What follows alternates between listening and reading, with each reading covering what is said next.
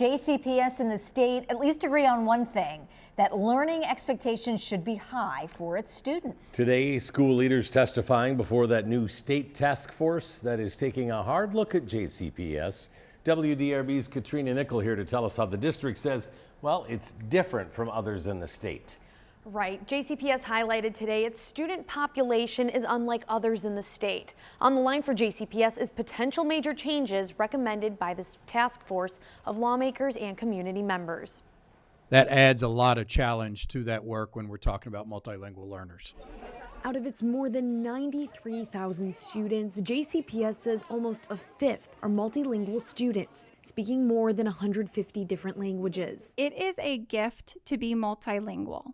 And the way that we look at that really is a mindset shift. When talking about literacy scores, JCPS highlighted this growing student population presents some challenges. Whenever you're taking an assessment and you are trying to learn a language at the same time, that's not easy. District leaders spoke before the state's task force, which is reviewing JCPS from top to bottom. In that same conversation, JCPS spoke about the first year of streamlining its K-8 literacy curriculum. Originally, schools had different curriculums, but a new law in 2022 left that decision up to superintendents. Members of the task force want to know when it will see improvement from JCPS. My concern is we're going to get 5 years, 10 years down the road and be in the same spot, because I thought we already were having evidence-based research, best practice in our reading. So we know with anything new, initiative-wise, it's 3 to 5 years before you see the full impact. However, because of the monitoring tools and the plans that we have in place,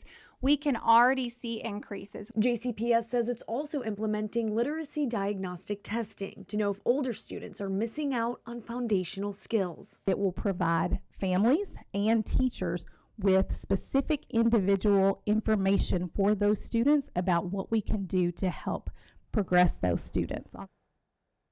And this was the task force's second meeting. The end goal is to have it come up with recommendations before the 2025 legislative session on ways to improve JCPS. With photojournalist Zebanique Petty's Katrina Nickel, WDRB News. Thanks, Katrina. New tonight.